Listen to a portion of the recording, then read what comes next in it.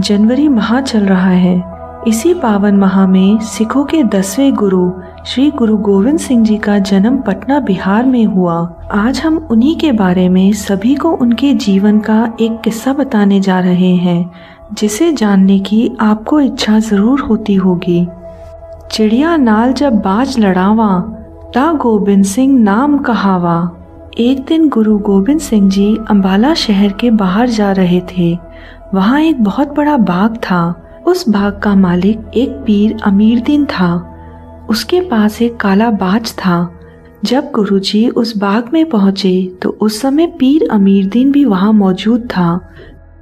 गुरुजी का सफेद बाज पीर को बहुत अच्छा लगा और वह यह सोचने लगा, इतना सुंदर बाज है, मैं किस तरीके से इस बाज को अपना बना सकता हूँ। उसने श्री गुरु गोविंद सिंह जी को चुनौती दी। मैं तुम्हें इस बात की चुनौती देता हूँ कि मेरे काले बाज से तुम अपना सफेद बाज लड़वाओ। जिसका बाज जीतेगा वह इन दोनों बाजों का मालिक हो जाएगा। गुरुजी पीर अमीरदीन की मंशा को भाप गए थे। उन्होंने ऐसा करने से मना कर दिया और कहा कि वह पीर के बात से बाज को नहीं, चिड़िया को लड़वाएंगे। पीर गुरुजी की बात को सुनकर हंसने लगा। क्या बात करते हो मियाँ, चिड़िया से बाज को लड़वाओगे? कभी ऐसा भी हो सकता है। चिड़िया नाल जब बाज लड़ावा, ता गोविंद सिंह नाम कहावा। गुरुजी ने अपनी कृपा दृष्टि पेड़ पर बैठी दो चिड़ियाओं पर डाली। दोनों चिड़ियाओं ने बड़ी हिम्मत से लड़ाई की और अंत में बाज को जान से मार दिया। पीर को अपनी गलती महसूस हुई और उसने गुरुजी के मान में एक मंच बनवाया, जिस स्थान पर आज गुरुद्वारा बादशाही बाग है। यह गुरुद्वारा अंबाला में स्थित है। गुरुओं की हर बात में राज था। आप जानते हैं कि गुरु गोविंद सिंह जी अपने साथ सफेद बाज क्यों रखते थे? बाज अपने आप में एक खालसा का प्रतिनिधित्व करता है। आज हम आपको बताएंगे कि बाजा वाला अपने साथ बाज क्यों रखते थे। पहला, गुरुजी के सिंघों को कोई बांध नहीं सकता। वो या तो मरेंगे या मारेंगे, पर गुलाम नहीं बनेंगे। इस प्रकार बाज या तो आजाद रहेंगे या कैद में मर जाएंगे, परंतु अपनी आजादी के साथ समझौता नहीं करेंगे।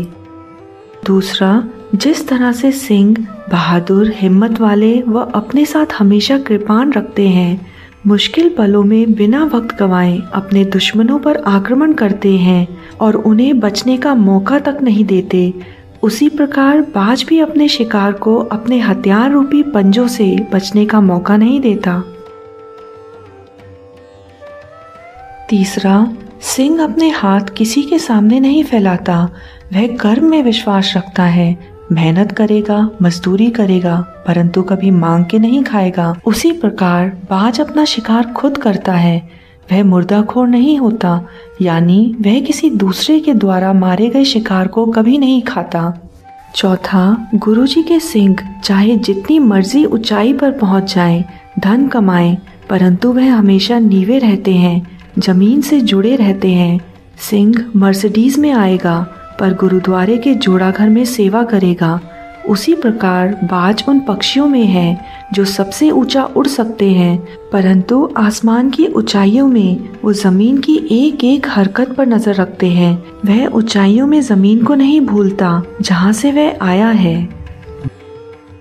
पांचवा, गुरु के सिंह इंसानों से प्यार करते हैं। उनका प्यार किसी विशेष स्थान से नहीं होता। जहाँ उनकी जरूरत होती है वो अपनी सेवा देने वहाँ पहुँच जाते हैं। सिखों के जितने गुरु हुए वो हमेशा भ्रमण करते रहे ताकि ज्यादा से ज्यादा लोगों में अपने विचार पहुंचा सके।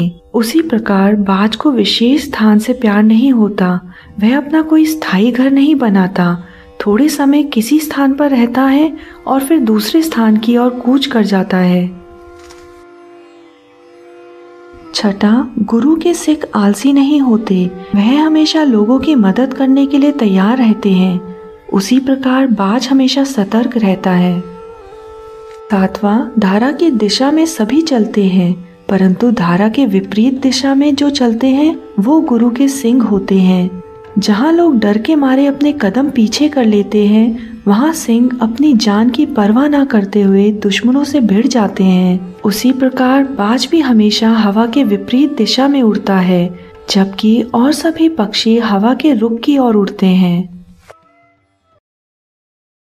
जब मुगल शासन काल के दौरान बादशाह औरंगजेब का आतंक बढ़ता ही जा रहा था, तो गुरु गोबिंद सिंह ने मुगलों का सामना ईंट का जवाब पत्थर देकर किया। उन्हें ऐसे वीरों की तलाश थी जो उनके साथ अन्याय का सामना वीरता और बहादुरी से कर सके। उस समय सिख धर्म के 10वें गुरु गोबिंद सिंह ने बैसाखी पर्व पर आनंदपुर साहिब के विशाल मैदान में सिख समुदाय को आमंत्रित किया। उस स्थान पर गुरुजी के लिए तख्त बिछाया गया और उसके पीछे एक तंबू था। गुरुजी ने नंगी तलवार हाथ में लिए एक विचित्र बात बोली, यह धरती बलिदान मांगती है, खून मांगती है यहाँ पर कोई जो मुझे अपना सिर दे सके? तभी दयाराम नामक व्यक्ति जो लाहौर निवासी थे, गुरुजी के सामने झुककर बोले, मैं अपना सिर आपके सामने समर्पित करता हूँ। गुरुजी उसे पास बने तंबू में ले गए। कुछ देर पश्चात तंबू में से खून की धार बहने लगी। तंबू से खून बहता देख बाहर जनता में सन्नाटा छा गया। गुरुजी खून से सनी तलवार बाहर लेकर आए और बोले, मेरी तलवार अभी भी प्यासी है, खून मांगती है, बलिदान मांगती है कोई जो मुझे अपना सिर दे सके? इस बार धर्मदास जो सहारनपुर के जवाड़ा गांव के निवासी थे सामने आए और गुरुजी उसे भी तंबू में लेकर चले गए और फिर से खून की धार बाहर बहने लगी। इसके पश्चात मोहक्कम चंद, हिम्मत राय और साहिब चंद ने अपना शीश गुरुजी के चरणों में समर्पित कर दिया।